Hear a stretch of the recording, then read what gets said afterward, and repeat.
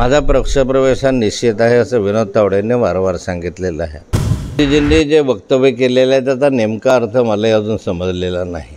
कदाचित भविष्य कालखंडामधली ती नांदी असावी, कारण त्यांनी ज्यावेळेस यावेळेला जबाबदारीनं केलेलं ते वक्तव्य आहे त्यासाठी पुढची राजनीती ठरवण्याचा उद्देश त्यांच्या या वक्तव्यामध्ये असावा.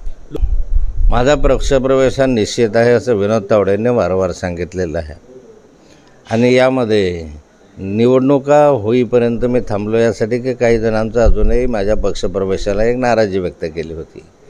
निवडणुका संपल्यानंतर हे नाराजी दूर करण्याचा प्रयत्न वरिष्ठांकडून केला जाईल आणि त्यानंतर माझा प्रवेशाचा मार्ग अधिक सुकर होईल असं मला वाटतं.